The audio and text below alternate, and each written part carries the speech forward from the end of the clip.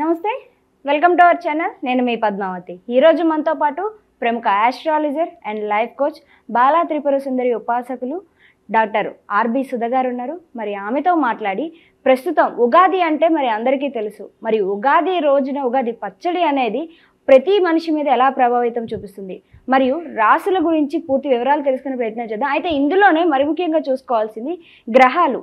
ఈ ప్లానెటరీస్ అనేవి మనుషుల మీద ఎటువంటి ప్రభావితం చూపిస్తాయి. అది కన్నా ఒక రోజు ముందే మనకి షష్టగ్రహ కూటమి వస్తుంది. సో ఇది అందరికీ తెలుసు. సో షష్టగ్రహ కూటమి వల్ల వచ్చే ప్రభావితాలు ఏంటి అనేది కూడా తెలుసుకునే ప్రయత్నం చేద్దాం. అయితే మీరు కూడా వీడియోని ఎక్కడ కూడా స్కిప్ చేయకుండా పూర్తిగా చూసేయండి. నమస్కారం మ్యామ్. నమస్కారం అమ్మా. మ్యామ్, యాక్చువల్లీ ఉగాది శుభాకాంక్షలు మీకు కూడా ముందుగా. మీకు విశ్వవసు నామ సంవత్సర ఉగాది శుభాకాంక్షలు మీకు ప్రేక్షకులు. మ్యామ్, ఇప్పటి వరకు కూడా మనకి న్యూ ఇయర్ వచ్చినప్పటికీ కూడా క్రోధినామ సంవత్సరమే నడిచింది. అయితే ఇప్పుడు శ్రీ విశ్వావసునామ సంవత్సరం సందర్భంగా మనము ముందుకు సాగుతాం ఉగాది నుంచి. అయితే ఈ సంవత్సరం ఏ ఏ రాశుల వరకు ఎటువంటి ప్రభావితం చూపిస్తుంది, ముఖ్యంగా మాట్లాడాలంటే ప్లానెటరీస్ మన మనుషుల మీద ఎక్కడో ఉన్న గ్రహాలు మనకు అనుకూలం చూపిస్తాయని అనేది మనకి పెద్దలు చెప్తూ ఉంటారు. సో ఇవన్నీ కూడా మనకి ఎక్కడ ఏ గ్రహం ఉంది, అది ఏ ఏ రాశి మీద ఎలా ప్రభావితం చూపిస్తుంది అంటారు? తప్పక ఫస్ట్ ఎప్పుడైనా మన రాశి ఫలితాలు మాట్లాడుకున్నప్పుడు మనం గోచారం మాట్లాడుకుంటాం. గోచార రీత్యా మాట్లాడుకోగలం. ఎందుకంటే వ్యక్తిగత జాతకం అనేది ఒక్కొక్కళ్ళకి డిఫరెంట్. ఎప్పుడు నేను చెప్తూ ఉంటాను అనమాట, photograph of heaven when your born. అంటే ఏంటి, నువ్వు పుట్టినప్పుడు ఆ ఫోటో హెవెన్లో ప్లానెటరీ పొజిషన్స్ ఎలా ఉన్నాయో చూసుకుంటే దాన్ని బట్టి నీ లైఫ్ అనేది నడుస్తుంది. దాన్ని బట్టి మన ప్రెడిక్షన్స్ అనేవి ఇస్తాం. అలాగే గ్రహాలు అనేవి మోగుతూ ఉంటాయి. మనం ఎక్కడ ఏంటి నిల్చునే లేదు, లైఫ్ కూడా అంతే, మోగుతూనే ఉండాలి, ఒక చోట కూర్చోలేము. సో మోగుతూ ఉన్నప్పుడు మనకి తెలుసు 9 ప్లానెట్స్ ఉన్నాయి, 12 మనం భావాలు అంటాం, రాశులు అంటాం. ఎప్పుడు రాశి ఫలితాలు చెప్పినప్పుడు మనం రాశులు తీసుకుంటాం అనమాట. దాన్ని మనం భావాల కింద కూడా తీసుకుంటూ ఉంటాము. మోస్ట్ ఇంపార్టెంట్ ఈ సంవత్సరం యాక్చువల్గానే ఏంటంటే మనకి ఈ ఉగాది నుంచి, అసలు ఉగాది అంటే ఏంటి, న్యూ ఇయర్ మనకి తెలుసు, కొత్త సంవత్సరం అంటే ఒక యుగం ముగించి ఇంకో యుగం స్టార్ట్ అవుతుంది అనేది ఉగాది అనేది ఒక మీనింగ్ అనమాట దానికి. బట్ మోస్ట్ ఇంపార్టెంట్ ఏంటంటే ఇవి సోలార్ ఎక్లిప్సెస్ 2 వెళ్ళిపోతున్నాయి. మనకి ఎప్పటికైనా తెలుసు మన చంద్రమానం మనం ఎక్కువ చేసుకుంటాం, ఎందుకంటే చంద్రుడిని చూసి చేసుకుంటాం ఎక్కువ సూర్యమానం కన్నా. సో ఎప్పటికైనా అమావాస్య తర్వాత మనకి ఒక మంత్ అనేది స్టార్ట్ అవుతుంది, ఒక నెల అనేది స్టార్ట్ అవుతూ ఉంటుంది. మనకి తెలిసిన ఒక విషయం, అది పాడ్యమి రోజు, శుద్ధ పాడ్యమి రోజు మనకి స్టార్ట్ అవుతూ ఉంటుంది. అది ఉగాది మనకి ఈసారి మార్చ్ 30, 2025కి మొదలవుతోంది. అలాగే మార్చ్ 2026 వరకు ఉందన్నమాట, 1 ఇయర్ మనకి. మనం ఇప్పుడు మాట్లాడుకునేది ఆ రాశి ఫలితాల గురించే. బట్ మోస్ట్ ఇంపార్టెంట్, రాశి ఫలితాలు ఎలా మాట్లాడుకోవాలి అంటే ఫస్ట్ మనం గ్రహాలు ఎక్కడ ఉన్నాయనేది చూసుకోవాలి. అది చూసుకోకుండా ఎలా ప్రెడిక్షన్స్ ఇస్తాము. చాలామంది ఉత్తిని ఫోన్లు చేసి అడిగేస్తూ ఉంటారు, అంటే మాది ఈ రాశి మాకు ఇది చెప్పేయండి అండి. రాశి బట్టి మనం చెప్పగలం కొన్ని, కానీ అన్ని గ్రహాలని మనం తీసుకోవాలి, ఎక్కడున్నాయో పొజిషన్స్ తీసుకుని ఎలా పొజిషన్ ఉన్నాయో, ఎలా మాట్లాడుతున్నాయో ఒక గ్రహాలకి, అంటే ఎలా కలయిక ఉందో అవన్నీ చూసుకున్న తర్వాతే మనం ఒక రాశి ఫలితం అనేది, ఒక ఫలితం అనేది ఆర్ ప్రెడిక్షన్ అనేది చెప్పగలం. సో మోస్ట్ ఇంపార్టెంట్ ఈ ఇయర్ ఏమవుతుంది అనేది చూద్దాం. యాక్చువల్గా రాశుల్లో 3వదిగా మనకి మిథునం కనిపిస్తుంది. అయితే మిథున రాశిలో మనకి ఈ సంవత్సరం ఎటువంటి ఫలితాలు కనిపిస్తున్నాయి, దానితో పాటుగా ఎటువంటి పరిహారాలు చేసుకోవాల్సి వస్తుంది అంటారు వీరంతా కూడా? మిథున రాశి వాళ్ళకి టు అ సర్టన్ ఎక్స్టెంట్ అంటే మిశ్రమ ఫలితాలు ఘోషిస్తున్నాయి అనే చెప్పుకోవాలి. ఎందుకంటే ఈ రాశికి అధిపతి ఈ స్టార్టింగ్ ఆఫ్ ఈ ఉగాది టైంలో కూడాను ఆయన నీచిపడి ఉన్నారు, కంబషన్లో ఉన్నారు. అంటే ఏంటి, కొంతవరకు స్తంభించిపోయి ఉన్నారు. అలాగే ఈ రాశిలో కూడా మనకి ఏంటి, కుజుడు ఉన్నారనమాట.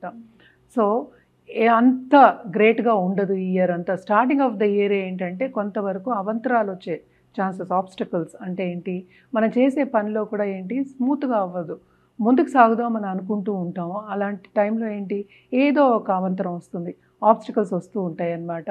అలాగే మనం చూసాము అంటే ఫైనాన్షియల్ మార్కెట్స్ కూడా ఎక్కువ అప్స్ అండ్ డౌన్స్ అవుతూ ఉంటాయి అన్నమాట. జనరల్గా చెప్పుకోవాలి అంటే దాంట్లో కొంతవరకు లాసెస్ వచ్చే ఛాన్సెస్ ఎక్కువ కనిపిస్తున్నాయి. అలాగే మే తర్వాత మనకి 3rd హౌస్లో కేతుకు వచ్చేస్తున్నారు. అంటే ఏంటి, మనకి మూవ్ అవుతున్నారు కదా. సో ఆ టైంలో యాక్చువల్గాను కొంచెం జాగ్రత్త వహించడం మంచిది. ఎందుకంటే అంత గ్రేట్గా లేదు మిశ్రమ ఫలితాలు, అంత గ్రేట్గా లేదు మిథున రాశి వాళ్ళకి.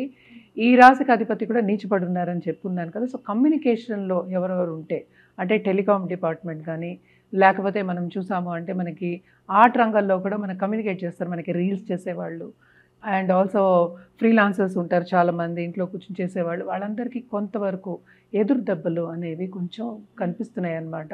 అలాగే లోన్స్ తీసుకునే పరిస్థితి కూడా కనిపిస్తుంది, ఎందుకంటే ఖర్చు అనేది విపరీతంగా ఉంటుంది. జూపిటర్ బలంగా 12వ ఇంట్లో కూర్చుని ఉన్నారు స్టార్టింగ్ ఆఫ్ దిస్ ఇయర్. మే తర్వాత ఆయన మూవ్ అవుతున్నారు. మూవ్ అయినప్పటికీ కొంతవరకు ఏంటంటే అప్పులు తీసుకుని ముందుకు సాగే ఒక సంవత్సరం కింద తీసుకోవాలి, ఎస్పెషల్లీ పరిగణించాలి మిథున రాశి వాళ్ళకి. స్టూడెంట్స్కి మాత్రం చాలా బాగుంటుందనే చెప్పాలి, ఎందుకంటే బయటకు వెళ్ళి సెటిల్ అవ్వాలి అనే వాళ్ళందరికీ చాలా బ్రహ్మాండంగా ఉంటుంది. కొంతవరకు ఏంటంటే మన నీచభంగం అయిందని చెప్పుకున్నప్పటికీను బాగుంటుంది. అంటే ఖర్చులు అనేవి చాలా చాలా అధికం, అంటే ఎందుకు ఖర్చు పెడుతున్నాం అని కూడా తెలియదు, అలా అవుతుంది అనమాట. సో ఫైనాన్షియల్ ప్లానింగ్ చేసుకోవడం అనేది వెరీ వెరీ ఇంపార్టెంట్. అలాగే మనం చూసాము 10th శని కూర్చుని ఉన్నారు, అంటే ఆయన కూడా మూవ్ అయ్యారు కదా. సో తప్పక వాళ్ళు చేసే పనిలో కొంతవరకు ఇబ్బంది పడడం అనేది కనిపిస్తోంది. బాధ్యతలు అధికం కానీ శ్రమకి తగిన ఫలితం అనేది ఎక్కువ కనిపించట్లేదు. వీళ్ళు తప్పక రెమెడియల్ మెషర్స్, పరిహారాలు కంటిన్యూస్గా నిత్యం చేసుకోవడం అనేది చాలా మంచిదన్నమాట. అలాగే తోబుట్టువులకి చాలా బాగుంటుంది. ఎవరైనా ప్రాపర్టీ ఇష్యూస్ కానీ లేకపోతే కోర్ట్ కేసెస్ ఉన్న వాళ్ళకి కానీ అంత ఈజీగా రిజల్ట్స్ అనేవి రావు. అండ్ ఆల్సో కొత్తగా బిజినెస్ స్టార్ట్ చేయాలి అనుకునే వాళ్ళందరికీ కూడా లోన్స్ తీసుకుంటేనే అది ముందుకు సాగడం అనేది జరుగుతుంది. మనం అనుకున్నంత రాబడి రాదు అని క్లియర్గా కనిపిస్తోంది. అంటే ఖర్చులు అధికం నేను చెప్పినట్టు. అలాగే ఏంటంటే మనకి జూపిటర్ మూవ్ అయిన తర్వాత, అంటే మిథునానికి మూవ్ అవుతున్నారు కదా, మూవ్ అయిన తర్వాత కూడా కొంతవరకు ఖర్చులు ఉంటాయి. అలాగే హెల్త్ సెన్సిటివ్ అయ్యే ఛాన్సెస్ ఉంటాయి, కొంతవరకు చూసుకోవాలి. అలాగే వాళ్ళు చేసే పనిలో అడ్డంగాలు వచ్చి ఒక డిపార్ట్మెంట్ నుంచి ఇంకో డిపార్ట్మెంట్ మూవ్ అవ్వడం, లేకపోతే స్థానచలనం రావడం, ఇవన్నీ కనిపిస్తున్నాయి అన్నమాట. అలాగే ప్రమోషన్ మీద కానీ ఇంకా శ్రమపడే యోగం అనేది కనిపిస్తోంది. ట్రావెలింగ్ అనేది తప్పక ఉంటుంది వీళ్ళకి, ఎస్పెషలీ వాళ్ళు చేసే పనిని బట్టి ట్రావెలింగ్ అనేది ఉంటుంది. దాంట్లో కూడా శ్రమ అనేది ఎక్కువ కనిపిస్తోంది అనమాట. And also second half of this year తప్పక వీళ్ళు ధర్మక్షేత్రాలు సందర్శించే ఒక యోగం, ట్రావెలింగ్ అనేది కొంచెం ఎక్కువ అవుతుంది. బాగుంటుంది ఆ టైంలో, second half of this year బాగుంటుందని చెప్పుకోవాలన్నమాట. అలాగే వీళ్ళు పరిహారాల విషయానికి వస్తే కనుక తప్పక వెడ్నెస్డే గణపతికి పూజ చేయడం, నిత్యం పూజ చేయడం మంచిది.